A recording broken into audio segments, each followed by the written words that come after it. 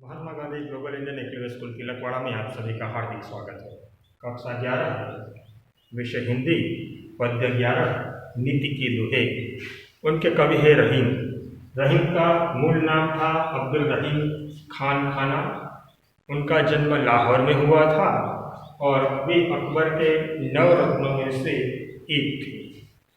इस पद्य में रहीम के नीति के पद, कुछ नीति के पद इसमें दिए गए हैं, जिसमें आचरण की शुद्धता पर बल दिया गया है, शक्ति की महत्ता पर बल दिया गया है, संगति का फल, वाणी का प्रभाव, योग्यता, बड़े छोटे का भेद, दरिद्रता, जिह्वा की विशेषता और उदारता, इन सब पर बताया है। देखते हैं उनकी एक एक दोहे को हम देखेंगे। रहीमन पानी राखिए, बिन पानी सब सुन, पानी गए न उबरे, मोती मानुष चुन।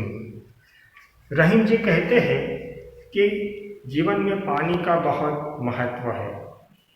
पानी के बगैर मोती, मनुष्य और चुने का कोई अर्थ नहीं होता। मनुष्य के लिए भी पानी महत्वपूर्ण है, मोती बनने के लिए भी पानी महत्वपूर्ण है और चुने के लिए भी पानी महत्वपूर्ण है।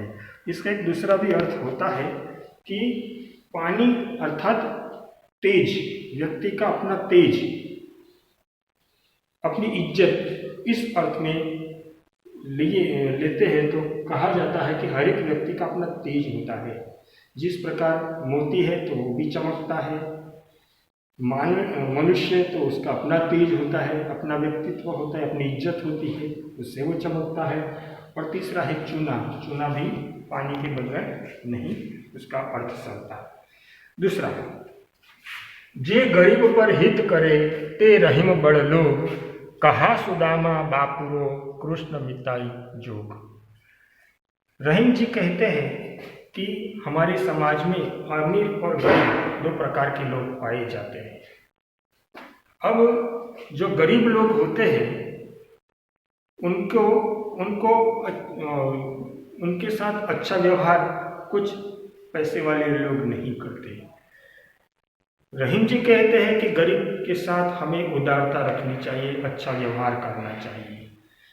यहाँ उदाहरण देते हैं कि कृष्ण और सुदामा दोनों की स्थिति ऐसी नहीं थी। एक अमीर थे, पैसे वाले थे कृष्ण, सुदामा गरीब थी, फिर भी दोनों के अंदर मित्रता हुई और इस प्रकार कृष्ण ने सुदामा का दरिद्रपन दूर किया। इसकी बात यहाँ कवि करते हैं। तो गरीब पर हमें उदारता रखनी चाहिए, ऐसा वो कहते हैं। तीसरा वो कहते हैं, कदली सीप भुजंग मुख, स्वाति एक गुण 3, जैसी संगति बैठिए तैसो ही फल दीन। यहाँ संगति के फल के बारे में रहीम जी बताते हैं। वो कहते हैं कि स्वाति नक्षत्र का जो पानी होता है वो 3 अलग अलग जगहों में जाता है। कदली अर्थात केले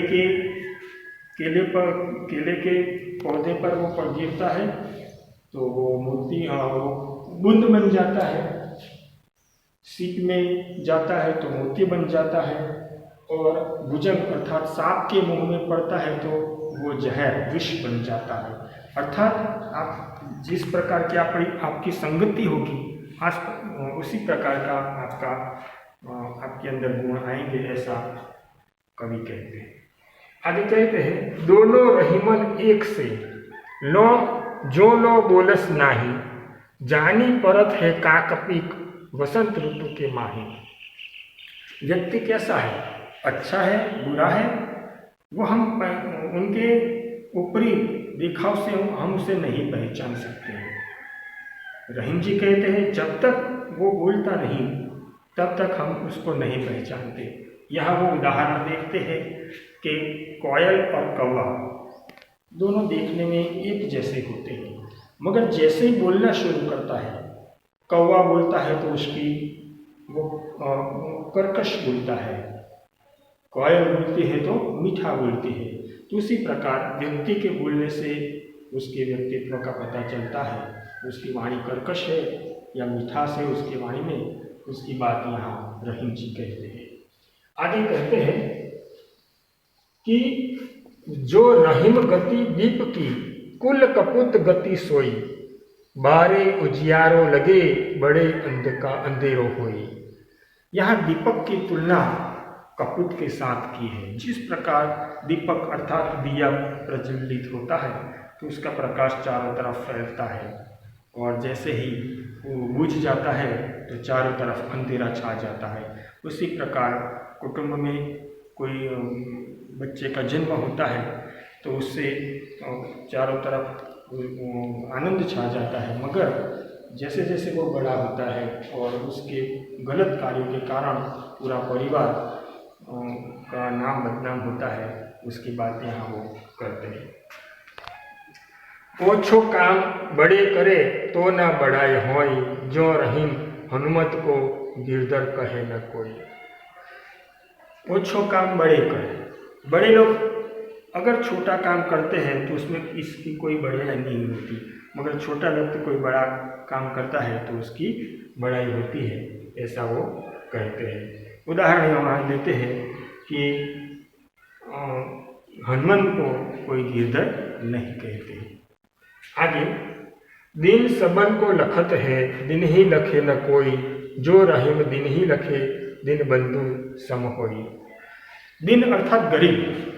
गरीब सबकी सूझ लेता है, सबको सबकी सेवा करता है, सबको सम्मान देता है, मगर गरीब की सूझ कोई नहीं लेता, गरीब की कोई चिंता नहीं करता। गरीब सबकी चिंता करता है मगर गरीब की चिंता कोई नहीं करता।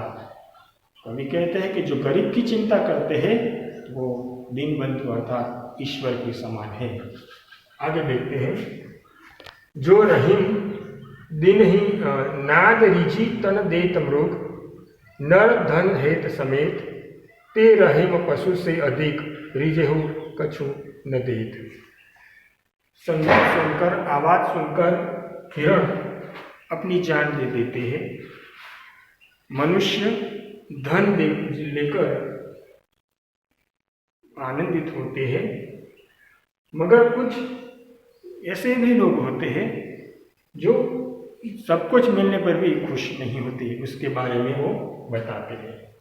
आगे कहते हैं, रहीमन जिह्वा बावरी, कहीं गई सर्ग पाताल, आपू तो कहीं भीतर रही जूती खात कपाल। यह वाणी की बात रहीम जी कहते हैं कि जीभ होती है छोटी, उनकी कर्कश वाणी से वो बोलकर अंदर चली जाती है, मगर उनके बोलने से पूरे शरीर को मार खाना पड़ता है।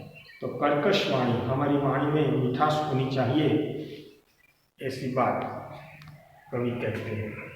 आगे कहते हैं, तासो ही कुछ पाइए कीजिए जाकी आस, रीते सरवर पर गए कैसे बुझे पियास। रहीम जी कहते हैं कि हमें जो भी चाहिए, जो भी चीज़ वस्तु की हमें आवश्यकता हो, जिसके पास वो चीज़ है उसी के पास हमें जाना चाहिए, तभी हमारी आशा पूरी हो सकती है, हमें वो चीज़ मिल सकती है। यहाँ वो उदाहरण देते हैं कि खाली सरोवर है, कुछ नहीं है, सूखा हुआ सरोवर है। अगर आपको पानी पीना है, अगर सूखे सरोवर के पास आप जाएंगे तो आपको वहाँ पानी नहीं मिलेगा। इसीलिए कबीर कहते, रहीम जी कहते हैं कि हमें जिनके पास जो चीज़ है उनके पास ही हमें उस चीज़ के लिए जाना चाहिए, तभी हमें वह चीज़ मिल सकती है। इस प्रकार नीति के इस दोहे में रहीम जी ने आचरण की शुद्धता पर, शक्ति की महत्ता पर, संगति के फल पर, वाणी के प्रभाव पर, योग्यता के ऊपर, दरिद्रता के ऊपर, जिह्वा की विशेषता और उदारता के बारे में बताया है। आभार।